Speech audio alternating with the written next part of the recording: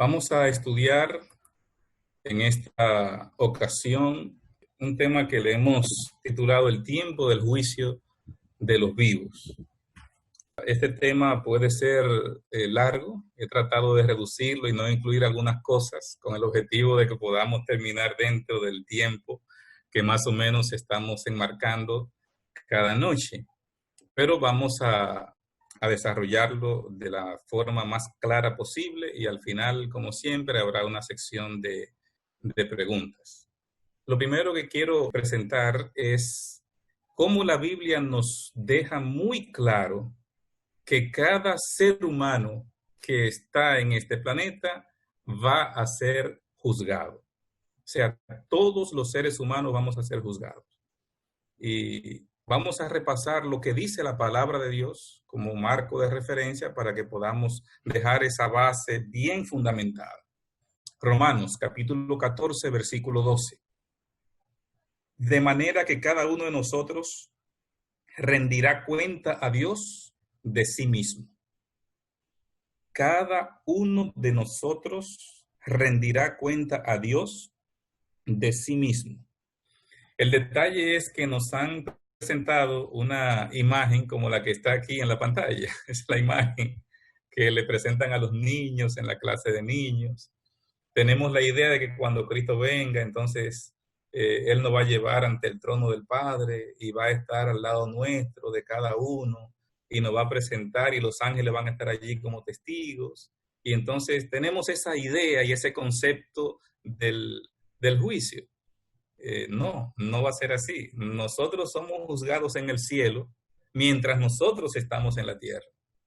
Y cuando Cristo venga por segunda vez, ya Él viene con la sentencia, porque ya hizo el juicio, ya terminó el juicio. Cuando Cristo venga no se va a juzgar a nadie, porque ya el juicio terminó. Entonces, aunque nos han presentado el juicio de esa manera, que lo vemos en esa imagen, Cristo al lado nuestro como abogado, allí defendiéndonos, no, eso es ahora, o sea, esa intercesión es ahora que se está haciendo.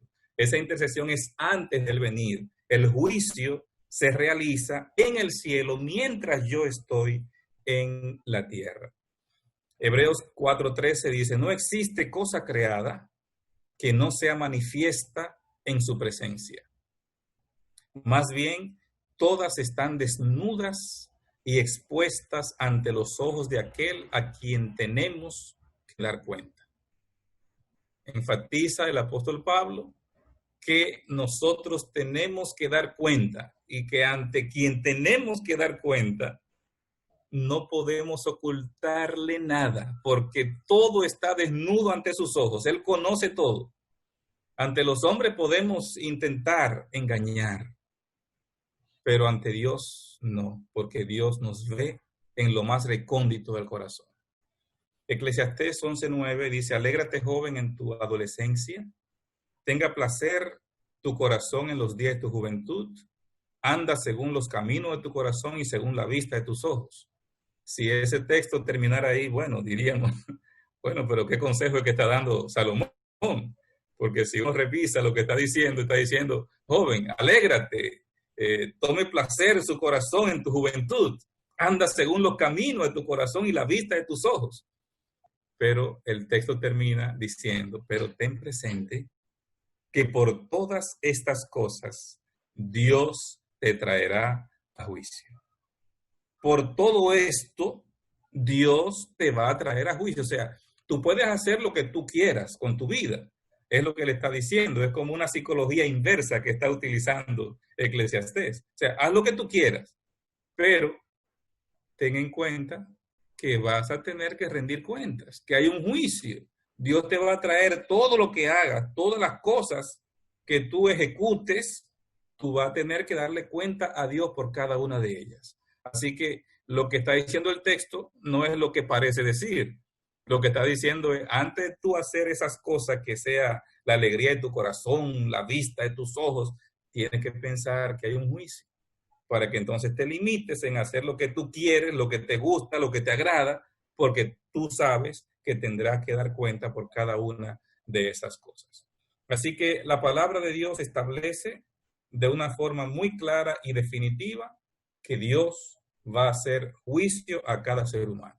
Salmo 39:1, oh Jehová, tú me has examinado y conocido. Todos mis caminos te son conocidos. Y en tu libro estaba escrito todo aquello que a su tiempo fue formado, sin faltar nada de ello. O sea, claramente Dios conoce todos nuestros caminos. Nada se oculta en la presencia del Señor. En el mismo libro de Eclesiastés, que citamos anteriormente, ahora en el capítulo 12, versículo 13, la conclusión de todo el discurso oído es esta: teme a Dios y guarda sus mandamientos, pues esto es el todo del hombre. Porque Dios traerá a juicio toda acción, junto con todo lo escondido, sea bueno o sea malo. O sea, trata de obedecer a Dios, teme a Dios, guarda sus mandamientos. ¿Por qué? Dice Salomón otra vez. Porque es que Dios va a traer a juicio toda acción, junto con todo lo que tú aparentemente escondiste, sea bueno o sea malo. Todo eso va a venir ante la presencia de Dios. Yo lo que hice en lo más recóndito, en la cueva más profunda del planeta, ante Dios no se puede ocultar. Mateo capítulo 12, verso 36.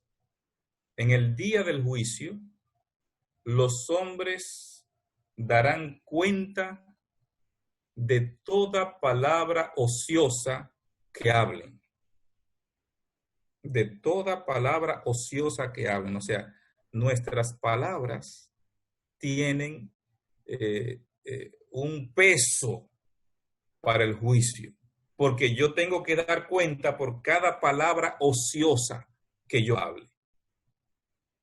Así que si mis palabras fueron airadas, como las de Moisés, Moisés casi se pierde después de estar 40 años con el pueblo en el desierto, casi en el ocaso ya de su vida, porque se llenó de ira, y cuando Dios le dijo que le hable a la roca, él la golpeó 2 veces, lleno de ira, registra la palabra de Dios.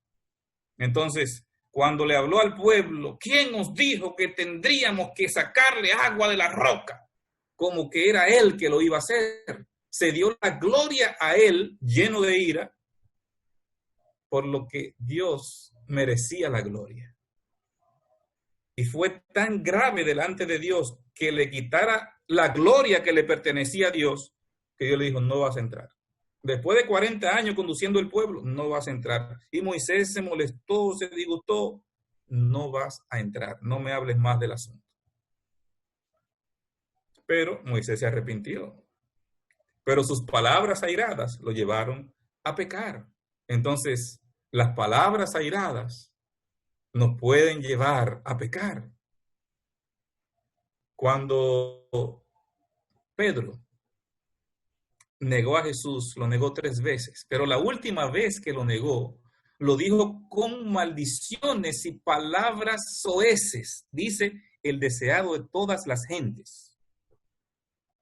Estaba bajo presión el apóstol Pedro, ¿verdad?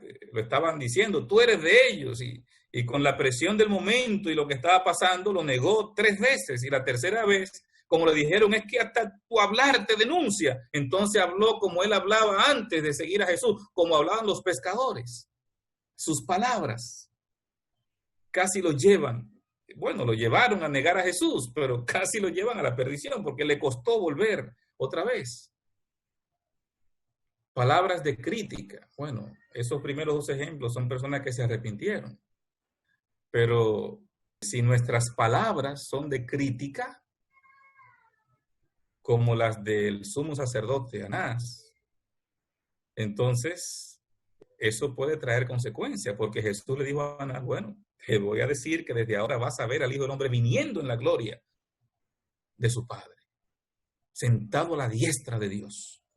O sea, Jesús estaba ubicando a Anás cuando rechazó el evangelio lo estaba ubicando en que va a ser testigo de la resurrección especial, de la resurrección parcial que habrá momentos antes de Cristo venir, por toda la acusación y toda la maldad que hizo. Pero fue un crítico soez de Jesús. O las palabras de traición de Judas, que también lo llevaron a su propia perdición. O sea, nuestras palabras tendremos que dar cuenta por ellas. Nos van a llevar a tener que rendir cuentas por ellas. Porque por tus palabras serás justificado y por tus palabras serás condenado. ¿Cómo serán nuestras palabras? Tenemos que cuidar lo que decimos, porque tendremos que dar cuenta. Tenemos que cuidar lo que decimos porque podremos ser o condenados por nuestras palabras o justificados si las usamos bien. Porque si mis palabras son de ánimo, son de esperanza, son de estímulo, son de fe, entonces mis palabras van a llevar a ser justificado. O sea, lo que el juicio hace simplemente es sellar lo que va a ser mi vida. Si mis palabras son positivas y son buenas, se van a registrar. Y en base a esas palabras voy a ser juzgado. Es lo que está diciendo la palabra del Señor. Primera de Corintios, capítulo 4, versículo 5. El Señor sacará a la luz las cosas ocultas de las tinieblas y hará evidentes las intenciones de los corazones. O sea, en este texto hay algo todavía más profundo que no quiero pasar por alto, porque es parte de lo que Dios va a juzgar. Dice que no solamente lo que esté oculto en las tinieblas, sino que Dios va a hacer evidente las intenciones de los corazones. Y eso es serio, porque a veces yo hago una obra de bien y ayudo a una persona, pero para sacar un beneficio, buscando un beneficio posterior para mí. Esa no fue la intención real por la que yo ayudé, la que yo presenté ante las personas. No, yo quería un beneficio personal. Entonces, Dios está mirando por qué hago las cosas. No solamente lo que yo hago, no solamente mi acción, sino el por qué. ¿Qué se esconde detrás? ¿Qué me motiva a hacerlo? Porque el hombre juzga lo que está delante de sus ojos, pero Jehová mira el corazón. Y entonces tenemos que tomar en cuenta que lo que yo haga, esa obra que yo haga, Dios no ve la obra en sí, sino qué intención yo tenía cuando yo lo hice. ¿Fue por amor que lo hice? ¿Fue por servir? ¿Fue por misericordia? ¿Fue por ayudar? ¿Fue por yo solidarizarme realmente con esa persona? ¿Fue negándome a mí mismo? ¿O fue por alguna otra razón? Eso va a salir a luz, dice la palabra de Dios. Dios lo va a hacer evidente en el juicio. Hechos 17:31 dice que Dios ha establecido un día en el que ha de juzgar al mundo. O sea, hay una fecha, hay un día, hay una hora. Dios va a juzgar al mundo, pero no es un juicio para todos, es un juicio individual, personal. Cada quien tendrá que dar cuenta a Dios de sí. Nuestras obras se registran en los libros celestiales. Así lo presenta la palabra de Dios en Malaquías, capítulo 3, verso 16. Entonces los que temían a Jehová hablaron cada uno con su compañero, y Jehová prestó atención y escuchó. Y fue escrito un libro como memorial delante de él, para los que temen a Jehová y para los que toman en cuenta su nombre. Así que la Biblia señala que hay un libro de memoria donde se lleva un registro de todo lo que nosotros hacemos. Todo lo que hacemos hay un registro. Cada ser humano tiene un ángel asignado. Desde que usted nació, le asignaron un ángel. Y ese ángel está con usted hasta que usted muera, si usted muere antes de la venida de Cristo o hasta la segunda venida de Cristo. Es el ángel que se le asignó a usted, va a estar con usted. El ángel de hoy habla con muchos detalles sobre los ángeles en ese libro que se escribió el ministerio de los ángeles, ¿verdad? Maravilloso. Así que ese ángel que nosotros tenemos asignado y que está con nosotros desde nuestro nacimiento, es el mismo ángel que lleva un registro, que cada día ve el rostro de Dios porque va a hacer el registro en el libro celestial de lo que hice en el día. Y ese ángel es el que va a ser testigo en el juicio celestial. Porque recuerdan que el juicio se da en el cielo mientras yo estoy aquí en la tierra. Entonces el testigo es el ángel que yo tengo asignado.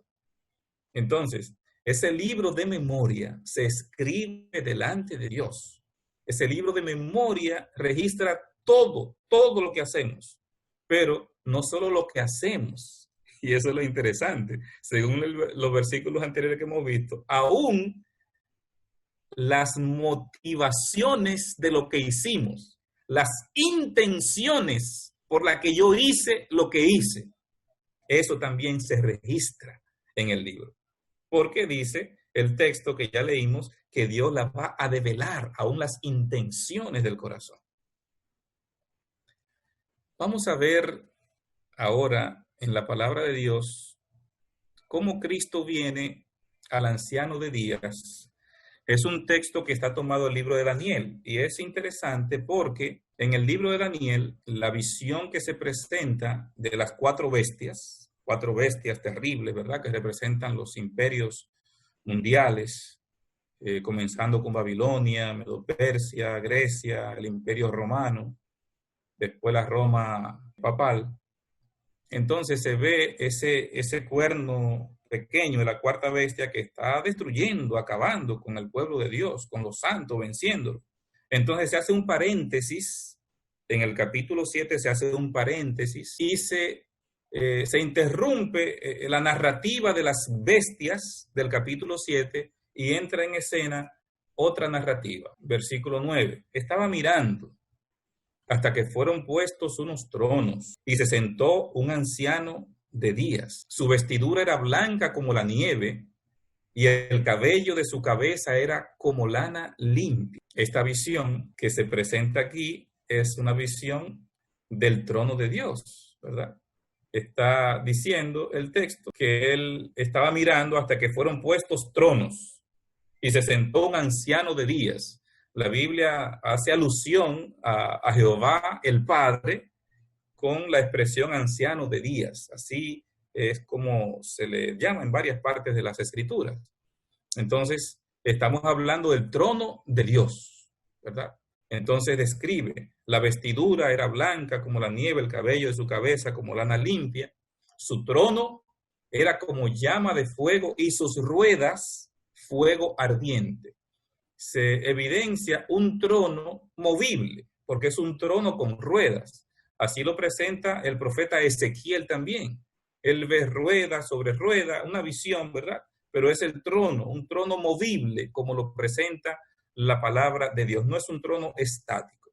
Así que aquí se ve el trono de Dios como llama de fuego, el resplandor, la gloria, la magnificencia que observa, lo ve como si estuviera quemándose, pero es la gloria de Dios que se refleja en este trono. Sigue narrando Daniel, un río de fuego procedía y salía de delante de él, miles de miles le servían y millones de millones estaban de pie delante de él. El juez se sentó y los libros fueron abiertos. Así que lo que estamos viendo en Daniel capítulo 7 es una escena de juicio. Una escena de juicio. ¿Y por qué se interrumpe la escena de las bestias para presentar, después que se ve al cuerno pequeño venciendo a los santos, para presentar ahora una escena de juicio? Lo que Dios quiere mostrarle al profeta es que el cuerno pequeño no va a vencer a los santos. ¿Por qué? Porque Dios va a salvar a su pueblo, porque Dios intercede por su pueblo, porque Dios va a sellar a su pueblo y porque Dios va a salvar a su pueblo. Entonces, la escena de juicio que se presenta en este capítulo 7 de Daniel es presentándole ánimo, entusiasmo, motivando al profeta para que el profeta vea que ese pueblo de Dios que está siendo vencido no siempre va a ser así, porque Dios va a libertar a su pueblo y Dios va a salvar a su pueblo. Va a juzgar a quien lo está acusando y cada quien tendrá que responder delante de él. El verso 13 dice, estaba yo mirando en las visiones de la noche y he aquí, en las nubes del cielo venía alguien como un hijo del hombre. Llegó hasta el anciano de días y le presentaron delante de él. El hijo del hombre, como un hijo de hombre, dice, la expresión que Jesús más utilizó para referirse a sí mismo fue el hijo del hombre. O sea, Jesús se refería a sí mismo como el hijo del hombre. No vino para ser servido, sino para servir. Y tantas ocasiones que utilizó Jesús esa expresión, el hijo del hombre. Así que no hay dudas de que el personaje que se acerca hasta el anciano de días es Jesucristo. Jesucristo se acerca hasta el anciano de días y viene a su presencia. Así que lo que está mirando Daniel es lo que narra el libro de Hebreos.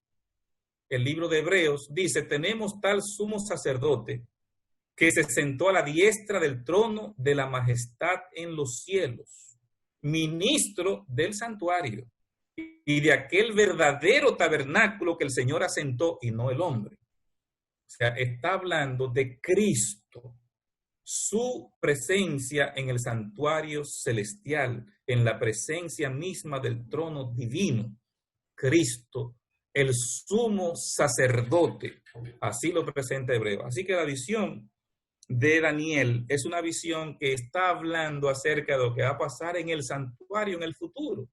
Al final de lo que va a narrar el siguiente capítulo de Daniel, los 2300 años. Es esto lo que presenta Daniel en el capítulo 7, lo mismo que narra Hebreos capítulo 8, Hebreos capítulo 7 también.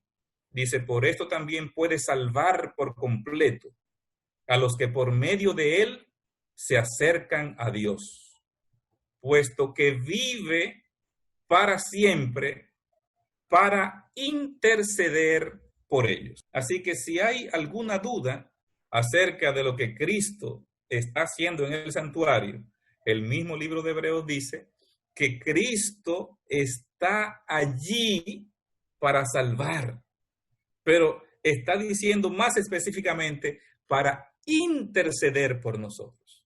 Hay un proceso de intercesión que Cristo está haciendo en el santuario celestial.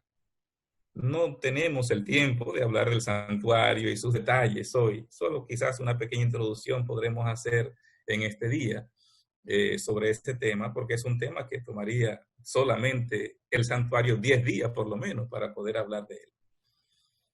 Hebreos 9:11 dice, pero estando ya presente Cristo, el sumo sacerdote, no por sangre de machos cabríos ni de becerros, mas por su propia sangre, entró una sola vez en el santuario, habiendo obtenido eterna redención. Así que la palabra de Dios establece que Cristo es el sumo sacerdote.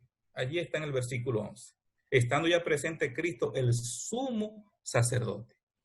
En el santuario había un sumo sacerdote que trabajaba el día de la expiación, el servicio que se hacía en el santuario, y ahora Hebreo está diciendo que en el santuario celestial donde Cristo entró, no por sangre de machos cabríos ni de becerros, que era lo que hacía en el santuario terrenal, sino que ahora entró por su propia sangre en el santuario. O sea, ¿cuál santuario? ¿En cuál santuario? En el santuario celestial, donde está Dios, en la presencia de Dios, en el trono de Dios, donde lo vio Daniel capítulo 7, cuando él se acerca al anciano de días. En ese santuario celestial entró Cristo Jesús, habiendo obtenido eterna redención gracias a su sacrificio y su sangre. El verso 24 lo pone todavía más claro para que entendamos dónde es que Cristo está. Porque no entró Cristo en el santuario hecho de mano, figura del verdadero, sino en el mismo cielo, para presentarse ahora por nosotros en la presencia de Dios. Qué claro, ¿verdad? Es el apóstol Pablo. Para que no haya dudas, Cristo entró en el santuario celestial, en el cielo mismo, dice. ¿Para qué? ¿Para qué Cristo entró en el santuario? Para presentarse por nosotros en la presencia de Dios, para interceder por nosotros, para hacer la función que hacía el sacerdote en el servicio diario durante el año y el sumo sacerdote en el servicio anual el día de la expiación. Daniel capítulo 8, verso 14 dice: hasta 2300 tardes y mañanas luego el santuario será restaurado. Hablando acerca del santuario celestial, dice que el santuario debe ser restaurado o purificado, es la expresión que también se utiliza en la mayoría de las Biblias. Esos 2300 años abarcan desde que se dio la orden para restaurar y edificar a Jerusalén, que fue en el año 457, amén de que hubo dos órdenes que se dieron para restaurar el templo. La orden que dice Daniel 9:24 es cuando se dé la orden para restaurar Jerusalén, no el templo, la ciudad de Jerusalén. Así que la orden que se dio para restaurar Jerusalén la dio Artajerjes en el 7º año de su reinado, que corresponde al 457 a.C. Así que la Biblia da la clave de cuándo empiezan los 2300 días. Estos 2300 días comienzan en el 457 antes de Cristo, cuando Artajerjes dio la orden para que los judíos que quisieran ir a su tierra a reconstruir su ciudad fueran. Y se fue, ya sabemos, ¿verdad?, cómo lo narra el libro de Esdras, el libro de Nehemías, que ya hemos estudiado en las lecciones de escuela sabática pasadas. Así que allí comenzaron los 2300 años, 2300 días, que son 2300 años, con el principio día por año que aplicamos en la interpretación profética. Las primeras 70 semanas o 490 años fue el tiempo de gracia que Dios le dio al pueblo judío. Dios le dio un tiempo de oportunidad y de gracia al pueblo judío para que ellos tuvieran esa gracia, para esa oportunidad para restaurarse. Voy a tratar de explicar sencillamente de dónde viene ese número. El pueblo de Israel estuvo incumpliendo las leyes de Dios por 490 años. ¿Cómo sabemos eso? Porque en Segunda de Crónicas, el último capítulo, dice que el Señor mandó al pueblo de Israel a Babilonia para que la tierra guarde sus sábados. Los mandó 70 años allá.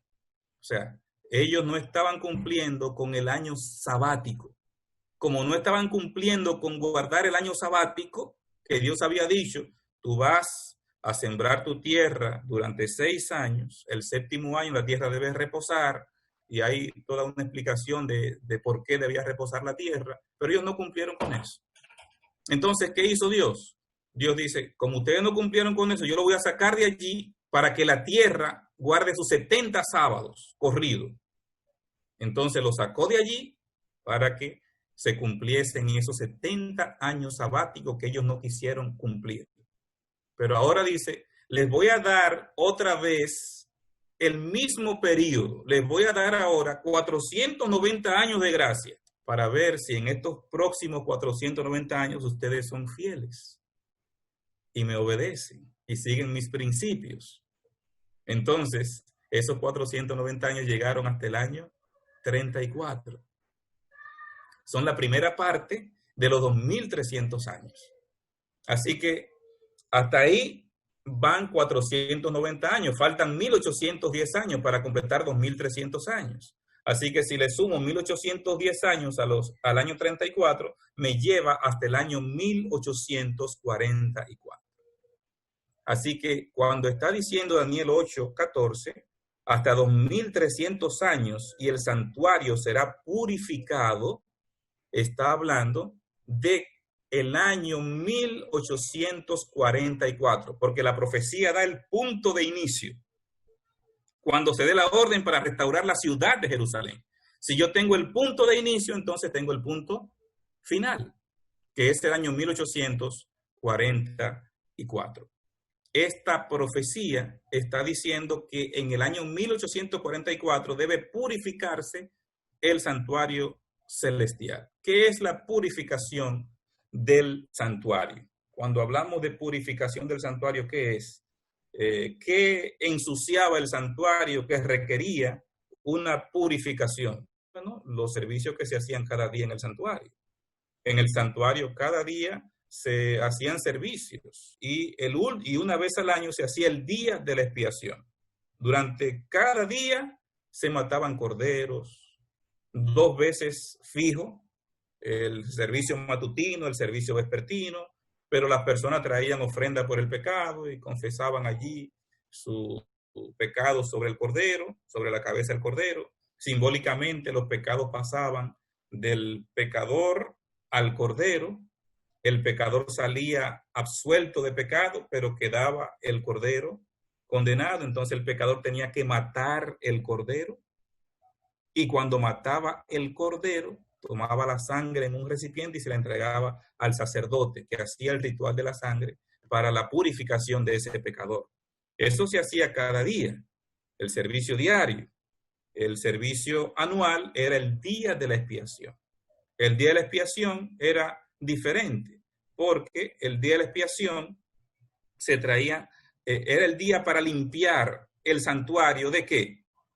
De toda esa contaminación. Cada vez que alguien confesaba un pecado, que traía un cordero, el sacerdote entraba con la sangre y asperjaba parte de esa sangre en el velo que dividía el lugar santo del lugar santísimo. Entonces, cada día se estaba representando ese velo, esa cortina que dividía el lugar santo del lugar santísimo, se asperjaba la sangre del pecado confesado. Entonces, el velo representaba los libros donde se registran nuestros pecados. Una vez al año, entonces había que limpiar, que purificar ese santuario, porque estaba contaminado. Pero se hacía otro ritual de purificación. 2 machos cabríos, un macho cabrío para Jehová, un macho cabrío para Azazel, y se sacrificaba el macho cabrío para Jehová, y el otro se mandaba al desierto después de cargar los pecados que se habían quitado del santuario, se colocaban sobre el macho cabrío y entonces él tenía que pagar por el pecado que cometió, ¿verdad? Que hizo cometer. Así que todo eso tiene una simbología, no entraremos en muchos detalles sobre eso, pero lo que quiero destacar es que el día de la expiación era el día de la purificación del santuario, de la limpieza del santuario. Había sangre que se llevaba cada día a ese santuario. Había contaminación de pecado porque esa sangre simbolizaba el pecado que se había confesado. Así que un día al año había que limpiar y purificar ese santuario. Porque en este día se hará expiación por vosotros para purificaros. ¿Por qué se hacía expiación el día de la expiación? Para purificar al pueblo. Era como un día de juicio, todo el mundo estaba a la expectativa de lo que iba a pasar ese día. El sacerdote tenía que entrar allí amarrado con una cadena por si tenía alguna falta y moría, nadie podía entrar a sacarlo. Todo eso lo podemos estudiar en el tema del santuario. Lo que quiero destacar justo es que había que hacer expiación para purificar el santuario, para que se sellara el perdón que se le había dado a todas las personas que habían confesado sus pecados a través del Cordero. Y quedaréis purificados de todos vuestros pecados delante de Jehová. O sea, cuando se hacía la expiación, es que se confirmaba el perdón. Voy a decirlo de una manera más sencilla. Cada vez que alguien traía un cordero, confesaba sus pecados, esa persona se iba, pero era como con la expectativa de si Dios va a aceptar ese perdón. Finalmente, el día de la expiación. Hasta el día de la expiación no era completo el perdón.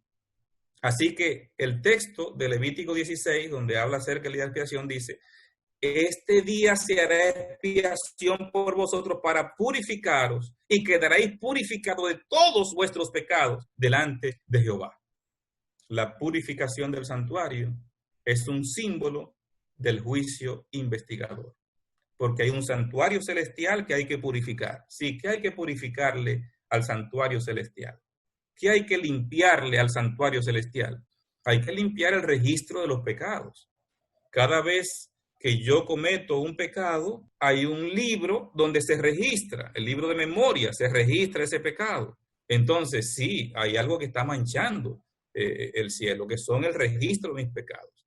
Entonces, ¿cuándo hay que purificar ese santuario celestial? Cuando se comience el juicio investigador, que es el juicio para verificar la vida de cada hijo de Dios, y entonces comenzar a quitar el registro de pecados que tenía esa persona, y entonces ya esa persona queda absuelto definitivamente. Entonces se va purificando porque se va quitando y se va limpiando el pecado de las personas. ¿Por quiénes debía comenzar el juicio? El apóstol Pedro dice: porque es tiempo de que el juicio comience por la casa de Dios. Y si primero comienza por nosotros, ¿cuál será el fin de aquellos que no obedecen al Evangelio de Dios? O sea, lo primero es que dice Pedro, el juicio va a comenzar por la casa de Dios. O sea, ¿quiénes son los que van a ser juzgados en el juicio investigador? Los que alguna vez hicieron decisión por Cristo, los que alguna vez hicieron decisión por la verdad. El juicio se va a hacer solo, ese juicio investigador solo para esos. ¿Sobre quiénes se purificaba el santuario? Sobre los que tenían pecados confesados, que llevaron el cordero y confesaron sus pecados. ¿Me están siguiendo? El que no llevó su cordero ni confesó su pecado, la Biblia dice en el Antiguo Testamento que era cortado, o sea, era muerta esa persona. Entonces, ¿cómo lo dice Jesús? No tengo el texto aquí en la pantalla, pero creo que todos conocemos ese texto. Está en el libro de San Juan, capítulo 3, verso 16. Después de decir que de tal manera amó Dios al mundo, que dio a su Hijo unigénito para que todo aquel que crea no se pierda, mas tenga vida eterna. Entonces, dice los siguientes dos versículos algo que debemos tomar muy en consideración. Estamos hablando del versículo 17 de San Juan, el capítulo 3. Voy a leer en la versión La Reina Valera. Voy a leer ahora. Dios no envió a su Hijo al mundo para condenar al mundo, sino para que el mundo sea salvo por él. El que en él cree, verso 18, no es condenado. Pero el que no cree ya ha sido condenado porque no ha creído en el nombre del unigénito Hijo de Dios. O sea, el que no cree ya ha sido condenado. O sea, no hay que hacerle un juicio al que no cree. El que no cree ya tiene la condena hecha, porque no creyó. Hay una condena hecha, no hay que hacerle un juicio. El juicio investigador es para los que alguna vez hicieron decisión por la verdad. ¿Para beneficio de quién? Para beneficio del universo, para beneficio de los ángeles que no son omnisapientes. Dios lo que va a mostrar en el juicio es que Dios es justo. Al final del juicio, ¿cuál será el reconocimiento? Verdaderos y justos son tus caminos, oh Dios. Dios va a mostrar su justicia ante el universo. ¿Frente a qué? A las acusaciones del enemigo. Ha acusado a Dios de ser injusto y que él merecía otro trato y que él merecía porque si tal persona hizo esto y lo perdonó, porque a mí no. O sea, hay situaciones donde está en tela de juicio la justicia de Dios. El juicio lo que va a mostrar es que Dios es justo y que Dios le está dando a cada persona lo que esa persona merece. Y esto va a ser un reconocimiento global. de que verdaderos y justos son los caminos de Dios. Vamos a leer ahora una serie de citas del don de profecía que nos hablan acerca del juicio que comenzaba en 1844. Vamos a entrar en estos detalles ahora. El juicio se hace en el cielo. Vamos a leer palabras de vida del Gran Maestro, página 251. Mientras los hombres moran todavía en la tierra, se verifica la obra del juicio investigador en los atrios del cielo. Delante de Dios pasa el registro de la vida de todos sus profesos seguidores.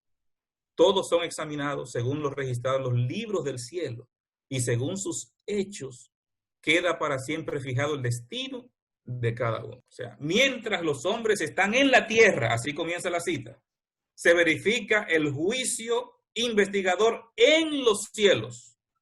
O sea, no hay duda de que el juicio se hace allá mientras yo estoy aquí. Yo no participo en persona en el juicio. Si tenemos esa imagen en nuestra cabeza, saquémosla de ahí. Cuando Cristo viene, ya Él viene con su galardón, ya viene con el resultado del juicio, con la sentencia hecha. Aquí yo vengo pronto y mi galardón conmigo para recompensar a cada uno según sea su obra. Apocalipsis 22:12. Último capítulo de la Biblia. No deja lugar a dudas. Cristo viene con el galardón. Así que Él sabe la recompensa que cada uno merece. Por lo tanto, si Él sabe la recompensa, ya se hizo un juicio. Y hay un dictamen de ese juicio. Eso está muy claro en la inspiración profética.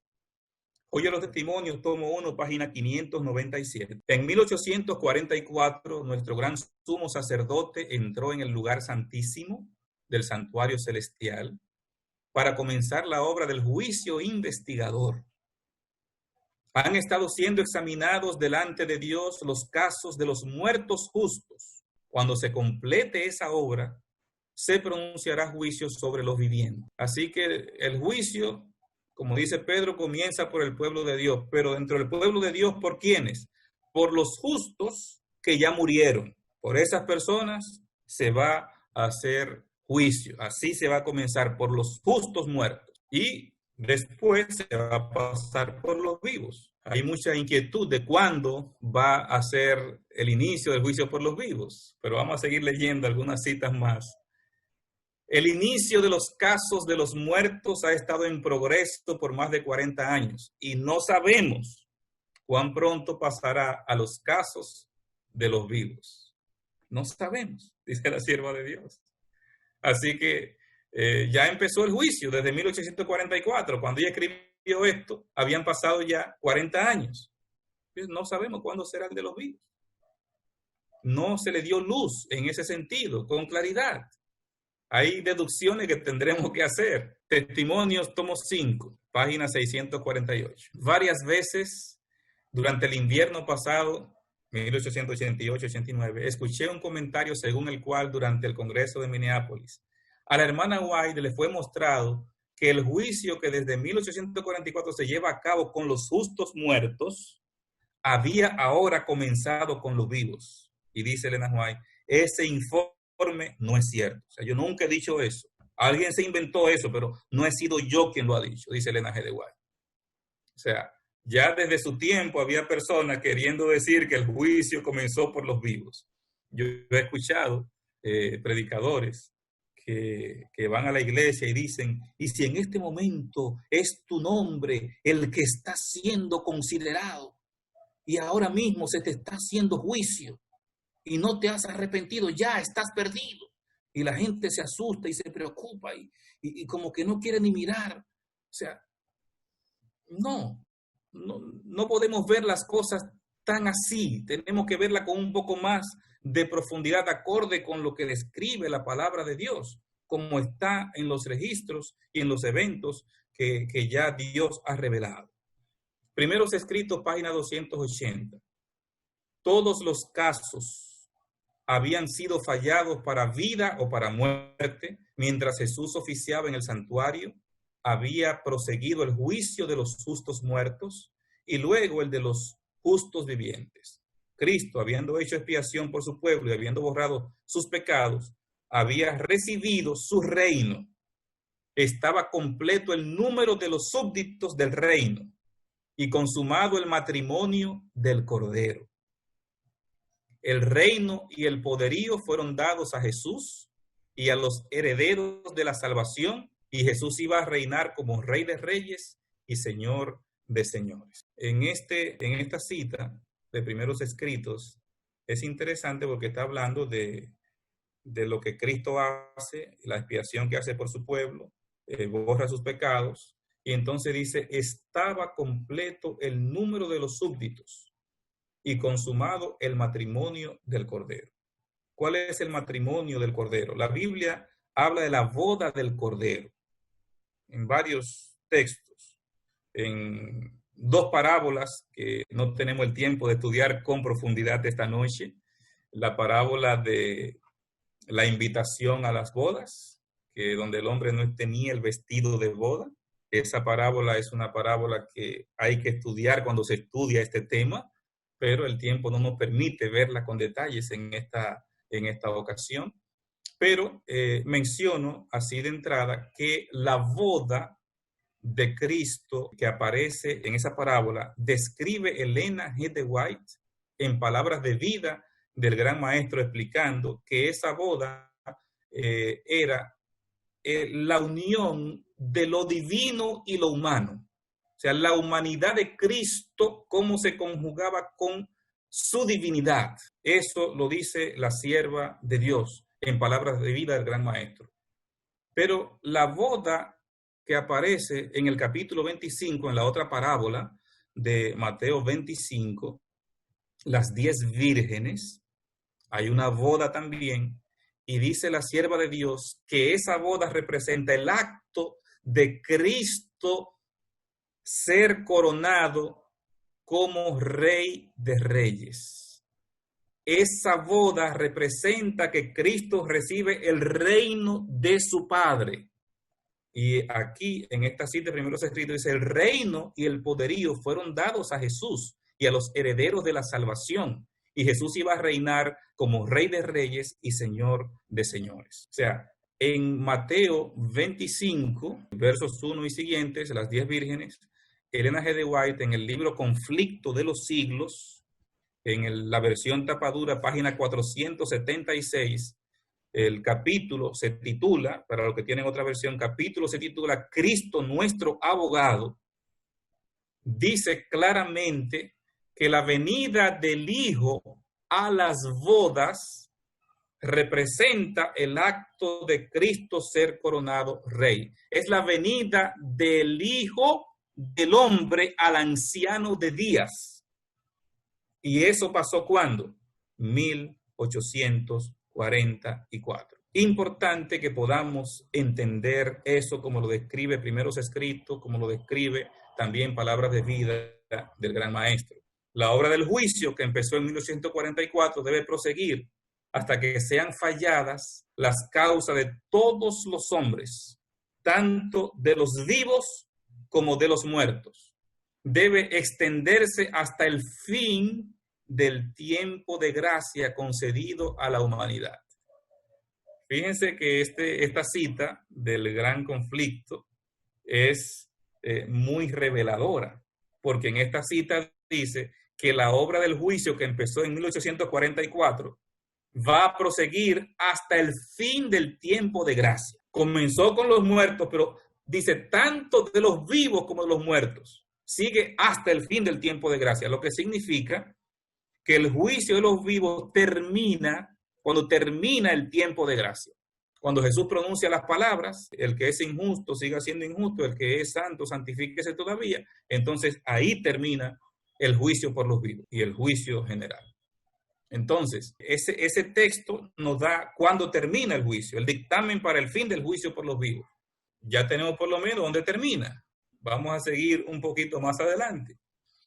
En lugares celestiales, es un matinal del Elena G. de White, página 378, dice, cuando llegamos a ser hijos de Dios, nuestros nombres son escritos en el libro de la vida del Cordero y permanecen allí hasta el momento del juicio investigador.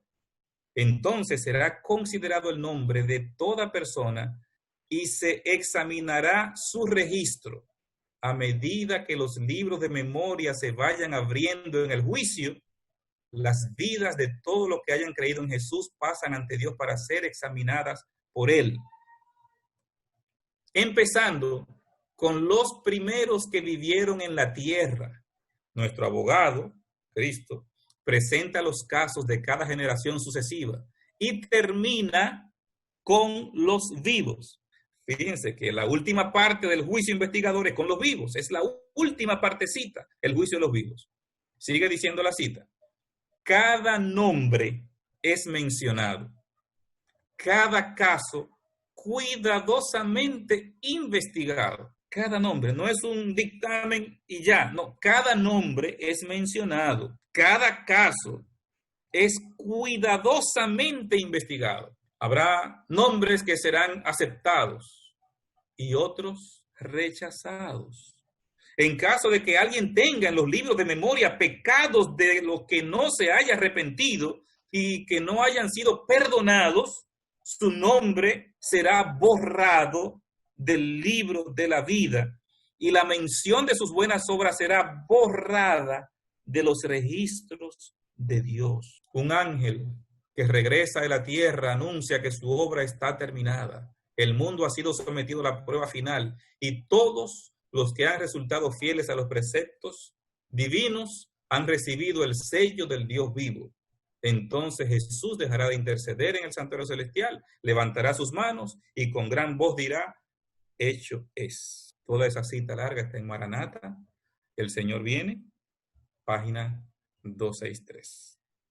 Lo que está diciendo esta cita no hay que interpretarlo, es claro, es directo. Dios va a examinar cada caso personalmente, individualmente, cuidadosamente, cada uno de nosotros. Y si yo confesé mi pecado, le van a poner al lado perdonado. Fui limpiado, se va a borrar ya del registro ese pecado, se va a quitar de allí. Entonces ya voy a ser acepto. Ya voy a recibir el sello. Ahí está claramente, como lo dice. Testimonio para los ministros, página 453. El mismo ángel que visitó a Sodoma está haciendo resonar la nota de amonestación, escapa por tu vida. Los vasos de la ira de Dios no pueden ser derramados ni destruidos los impíos y sus obras hasta que todo el pueblo de Dios haya sido juzgado. Y los casos de los vivos, así como los muertos, estén decididos. Hasta que Dios no haga esa obra, entonces el ángel no va a soltar los vientos. Están allí todavía reteniendo los vientos. Así, hermanos, que la palabra del Señor nos va orientando en esa dirección. Voy con esta cita de Dios nos cuida. El Señor declaró a Moisés, al que haya pecado contra mí, a este borraré de mi libro. O sea, cuando yo me bautizo, cuando yo acepto a Cristo, entonces me escriben en el libro de la vida. Pero si esa persona persistió en un pecado, no se arrepintió y quedó en él, entonces voy a ser borrado de ese libro en el que me inscribieron. Palabras de vida. Es en la crisis cuando se revela el carácter. La gran prueba final viene a la terminación del tiempo de gracia, cuando será demasiado tarde para que la necesidad del alma sea suplida. Esta cita lo que nos está diciendo es que cuando termine el tiempo de gracia, ya es tarde para cualquier decisión que usted vaya a tomar. Ya no podrá cambiarla. Ya pasó el tiempo de cambiar las decisiones. Durante el tiempo de gracia se pueden cambiar las decisiones. Pero después que terminó el tiempo de gracia, ya lo que tú decidiste, decidido está. La obra de preparación es obra individual. No somos salvados en grupos. La pureza y la devoción de uno no suplirá la falta de estas cualidades en otro. Si bien todas las naciones deben pasar en juicio ante Dios, sin embargo, Él examinará el caso de cada individuo de un modo tan rígido y minucioso como si no hubiese otro ser en la tierra. Cada cual tiene que ser probado y encontrado sin mancha ni arruga ni cosa semejante. Conflicto de los siglos, página 544. Eso no hay que interpretarlo, está más que claro. Finalmente, quiero hacer algunas consideraciones en los próximos 3-4 minutos para ya cerrar, sobre el tiempo del juicio por los vivos. Dios habilitará a su pueblo con la lluvia tardía para dar el fuerte pregón. Hemos estudiado de eso. ¿A quién va a habilitar Dios? A quienes estén realmente convertidos. Dios los va a habilitar para el fuerte pregón. El sellamiento, del que ya hablamos, asentará la verdad en los fieles seguidores de Jesús, de modo que ya no van a ser removidos. O sea, ya Dios va a implantar su espíritu con la lluvia tardía para que nosotros no tengamos inclinación al pecado. Por lo que en una situación como esa, estamos en igualdad con las personas que ya murieron. O sea, sus decisiones han sido selladas. Y como Dios vio que era fiel y me mantuve tomando las decisiones correctas, entonces me dio el sellamiento. Me puso esa cubierta de protección y ya no tengo inclinación hacia el pecado. Así que una persona que ya tiene ese sellamiento divino, ya no va a volver atrás. Así que una persona que está en ese momento ya puede comenzar, aunque esté viva, puede comenzar su juicio porque ya sus decisiones fueron selladas. Ya el Señor selló sus decisiones. Está en igual condición que el que murió, aunque esté vivo, porque ya sus decisiones fueron selladas. Así que puede comenzar el juicio por los vivos cuando se dé el sellamiento para el pueblo de Dios. Y en nada afectaría que se desarrolle el juicio por los vivos porque ya mis decisiones fueron tomadas. El juicio investigador se va a extender hasta el fin del tiempo de gracia, por lo que termina con los vivos y la sentencia final será el que es injusto sea injusto todavía, el que es inmundo sea inmundo todavía, el que es justo practique la justicia todavía y el que es santo santifíquese todavía. Por lo tanto, nosotros al ver los eventos finales podemos deducir que como ya Ellen G. White dice que el juicio por los vivos termina cuando se dé esta sentencia, puede haber comenzado cuando se dé el sellamiento. Así que tendríamos en el sellamiento el inicio del juicio por los vivos y en el dictamen del fin del tiempo de gracia tendríamos la finalización del juicio por los vivos. Así lo podemos ver. El juicio de los vivos es la última parte en todo el proceso del juicio investigador. El fin del tiempo de gracia y el fin del juicio por los vivos son la misma cosa. Al concluir el tiempo de gracia, se reafirma la decisión que hicieron alguna vez por el Evangelio y que mantuvieron firme en medio de las terribles pruebas de este mundo. Es como que Jesús le dice a su Padre, Padre, ya debo terminar mi ministerio intercesor por la humanidad. Este grupo tomó una decisión, me ha rechazado. Este grupo tomó una decisión. Este grupo aceptó el plan de redención. Ya mi ministerio no va a beneficiar a más nadie. Debo concluir mi ministerio intercesor. Y pronuncia las palabras que ya mencionamos. Son borrados del libro de los vivientes, los que tenían que ser borrados, y ya todo pasa. Quiero cerrar con Apocalipsis capítulo 3. El que venza será vestido con vestiduras blancas y nunca borraré su nombre del libro de la vida. El que se va a borrar es el otro, pero el que venza, nunca borraré su nombre del libro de la vida y confesaré su nombre delante de mi Padre y delante de sus ángeles. Gloria a Dios. Eso es lo que yo anhelo que Cristo haga conmigo, pero lo anhelo que lo haga con cada uno de ustedes.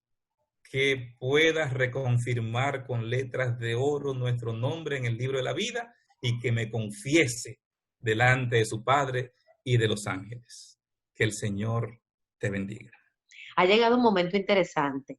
Ha llegado el momento de nosotros formular nuestras preguntas, así que vamos a aprovechar para dar paso a aquellas personas que deseen realizar sus interrogantes.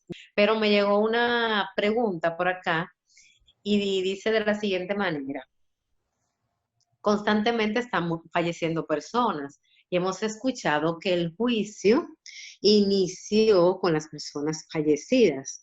Llegará un momento en que dejarán de fallecer personas para entonces iniciar el juicio de las personas que estamos vivas. No, no, no tiene que esperar que dejen de fallecer personas, solamente que se dé el sellamiento, porque cuando se dé el sellamiento, las personas que estén vivas, que ya hicieron decisión por Cristo, ya no van a tener inclinación hacia el pecado y estarán en la misma condición que una persona que habrá muerto. La Biblia dice que en el juicio se sacará a la luz toda obra, sea buena o mala. Dentro de esto saldrán a la luz los pecados que ya han sido perdonados y que no se volvieron a repetir, o solo todo lo que fue reciente. Estoy un poco confusa con esto. Es que el pecado perdonado, voy a explicarlo con el santuario. Cuando el pecador traía el cordero, ese perdón era temporal, no era definitivo. ¿Cuándo se hacía definitivo el perdón? El día de la expiación. Por eso, cuando el pecador mataba el cordero, el sacerdote entraba al santuario con la sangre y la asperjaba en el velo, en la cortina. Entonces, en la cortina quedaba registrado ese pecado confesado hasta el día de la expiación. Entonces, el perdón que recibía el pecador era temporal, con la garantía de que el día de la expiación se diera el perdón general. Nuestro perdón de los pecados que cometemos cada día es temporal. ¿Hasta qué? Hasta el día del juicio investigador, cuando sea definitivo o no. ¿Qué es lo que se va a verificar allí?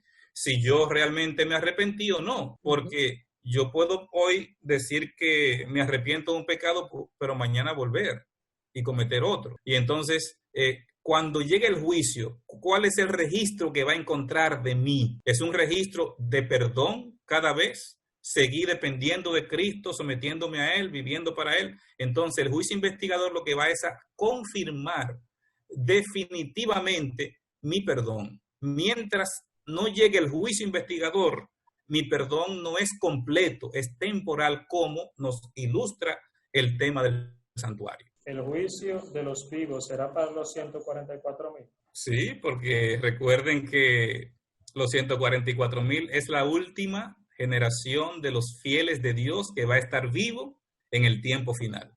Es un número simbólico que representa a todos los hijos de Dios vivos que van a representarlo en esta tierra. Hay otra pregunta por acá. La pregunta me llega a través de mi dispositivo personal. Dice: el pastor mencionó que estaremos perdonados de los pecados que hemos confesado. ¿Cómo hacemos para recordar pecados que hemos olvidado y no nos hemos arrepentido? Bueno, ese es un tema delicado. Yo preparé una serie de citas del don de profecía, donde Elena G. Doe habla acerca de eso. La necesidad de que el pecado sea confesado. O sea, nosotros no podemos soslayar, o sea, quitarle trascendencia e importancia a eso, porque es un tema serio y delicado. O sea, si yo no confieso mi pecado está ahí, o sea, no se ha resuelto el problema. Entonces, yo tengo que darle seriedad a tratar de no acostarme sin resolver mi vida con Dios. Por más cansado que usted esté, por más estropeado que llegó, después que usted se dio un baño, póstrese y clame a Dios. No se acueste sin usted arrodillarse y entregar su día en las manos de Dios y confesar ese mal pensamiento que me llegó. Señor, limpia, purifica esta mente. Tenemos que hacer eso con regularidad. Ahora, si hay cosas que usted no recuerda, dígale a Dios que se las recuerde. Pídale a Dios que le mencione qué cosas puede estar olvidando para poder confesar ese pecado. Y haga un pacto con Dios. De tal momento hacia atrás, Señor, yo quiero que tú me purifiques, que tú me limpies, yo no quiero que haya nada en mi vida que te deshonre. Y a partir de ahora, cada vez que yo cometa una falta, un yerro, yo quiero confesarlo delante de ti, postrarme y reconocer mi maldad. Y haga un pacto con Dios y comience un borrón y cuenta nueva con el Señor. De ahí en adelante. Pastor, ¿Satanás cargará con los pecados de todo el mundo o solo con los que han sido registrados en el santuario?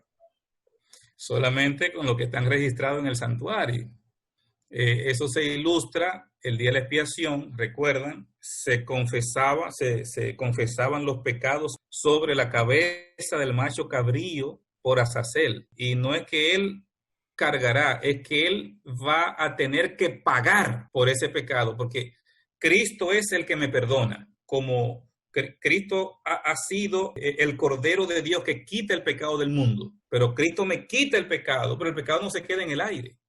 ¿Y dónde aprendemos que el pecado no se queda en el aire? En el santuario. Por eso hay que estudiar el santuario. El santuario nos explica que el pecado no se queda en el aire. Cuando el pecador confesaba su pecado, el pecado iba de él al cordero. ¿Y del cordero en qué quedaba? En la sangre. Y el sacerdote agarraba la sangre y entraba al santuario y asperjaba la cortina. ¿Dónde quedaba el pecado? En la cortina. El día de la expiación, ¿qué hacía el sumo sacerdote? Agarraba el pecado confesado del año entero y entonces lo colocaba sobre el macho cabrío y lo mandaba al desierto y por allí moría. Claramente, el conflicto de los siglos dice que eso ilustra lo que va a pasar con Satanás. Todo el pecado confesado de los hijos fieles de Dios, finalmente, ¿quién va a tener que pagar las consecuencias por haber hecho cometer ese pecado a ese hijo de Dios que Cristo lo liberó de él? Satanás. Por eso dice el N.G. de White que cada uno se va a quemar conforme a sus obras. Y el último en quemarse será Satanás. ¿Por qué será el último en quemarse? Porque tendrá que pagar por los pecados que él cometió, pero también por los pecados que hizo cometer, pero que esas personas se liberaron por la justicia de Cristo. Pero alguien tendrá que pagar por esos pecados finalmente las consecuencias, y ese va a ser Satanás. ¿Cuál es el afán que tiene Satanás de que tú te pierdas, de que yo me pierda? Y busca toda la manera para que nosotros nos desviemos del camino correcto. Cada vez que una persona se arrepiente, él sabe que le toca más fuego. Cada vez que una persona se arrepiente, él sabe que los pecados de ese, él va a tener que quemarse un poco más por eso. Y eso es lo que está tratando de evitar, quemarse menos tiempo, porque ya perdido está. Tenemos otra pregunta. Dice, soy Juliana. Pastor, vuelvo a explicar de los 144,000. No me es claro. Bueno, no ha sido el tema de los 144,000. Fue una pregunta al margen, pero lo voy a explicar una vez más. Cuando la Biblia habla acerca de los 144,000, está hablando de la última generación del pueblo de Dios que va a estar vivo, de la última generación del pueblo de Dios que va a estar vivo, que van a pasar aquí la gran tribulación, que van a pasar por pruebas cual nunca ha habido desde que el hombre existe sobre la tierra. Así que todos los justos vivos en el tiempo final de la historia de este mundo, a esos es que representa el número 144,000. Y después, entonces, se ve a una multitud que nadie podía contar, que son los que ya van a resucitar y todo. Así que los 144,000 es un número simbólico.